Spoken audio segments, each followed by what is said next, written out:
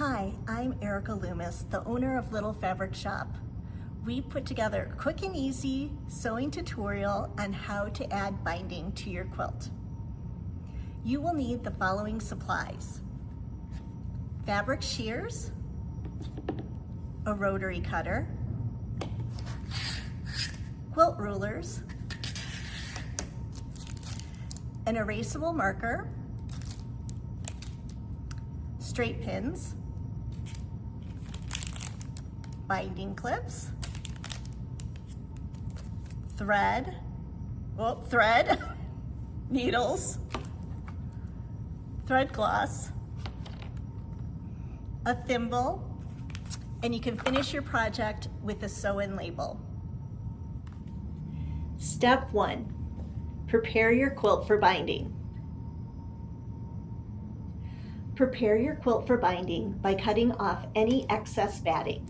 Using scissors or a rotary cutter, trim any batting that extends past the edge of the quilt, or it will show in your stitching and give a messy appearance.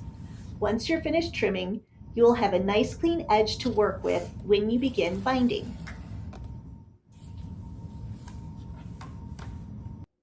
Step 2, make your quilt binding. To begin making the binding, you will need to cut strips of fabric to go around the sides of the quilt. First, measure your quilt's height and width. Second, add all 4 sides of your quilt together. Third, add an additional 10 inches to your total to account for the corners. Fourth, calculate the number of binding strips you will need to sew together. Fifth and finally, cut your binding strips along the width of your fabric. Because you can't cut a partial strip, always round up to the next whole number.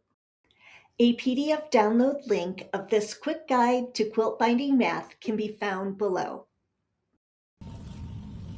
For this project, we will be using 2.5-inch binding and will need a total of 7 strips.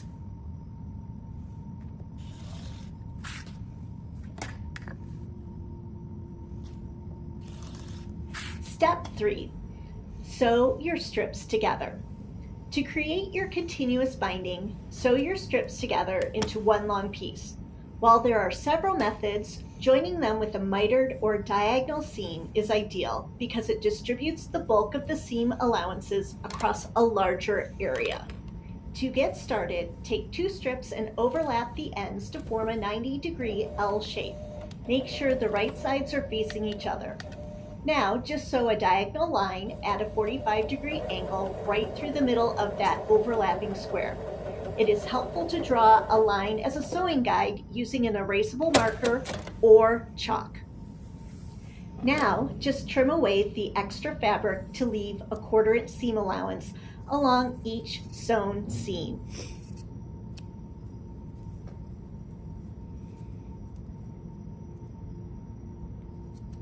Step 4, iron your binding strips.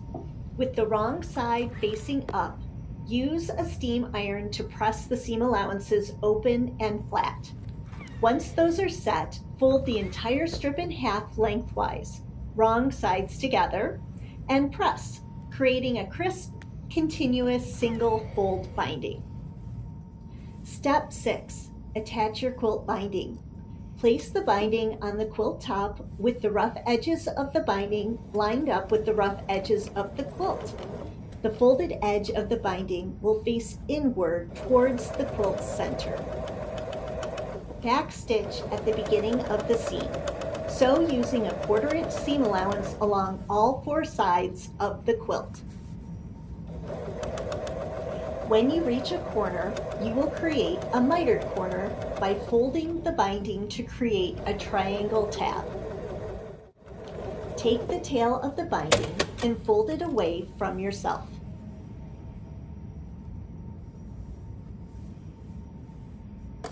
Then fold it back so the outside edge of the binding continues uninterrupted around the corner of the quilt and the inside edge folds up into the triangle tab.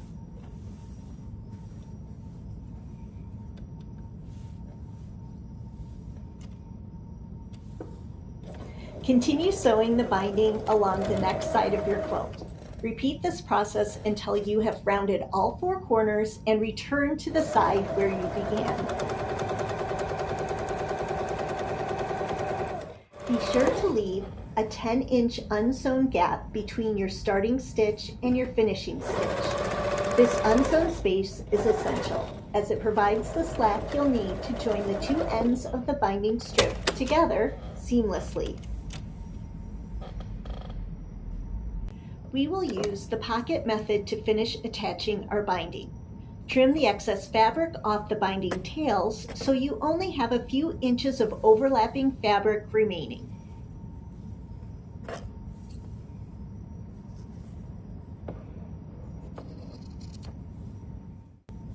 Fold over one edge of the binding fabric by a 1/2 inch.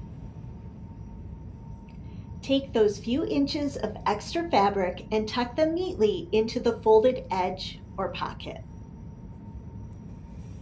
Once the tail is securely inside, you can stitch the remaining gap closed. Sew down the side once more so that the binding is attached to the quilt in one continuous line.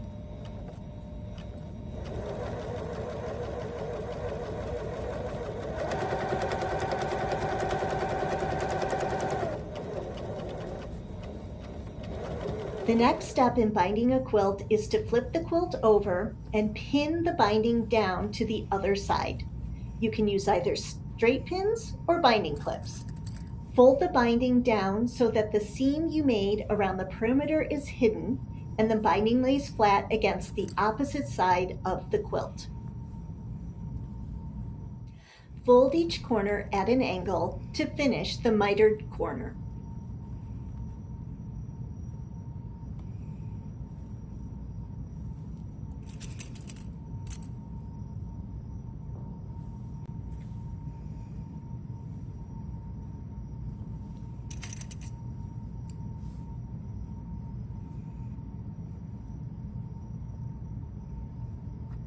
Step 8.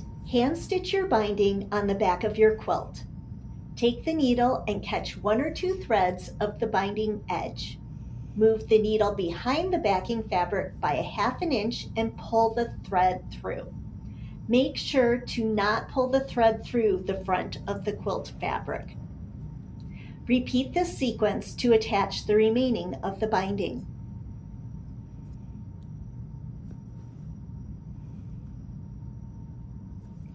We have created a quick guide to blind stitching diagram.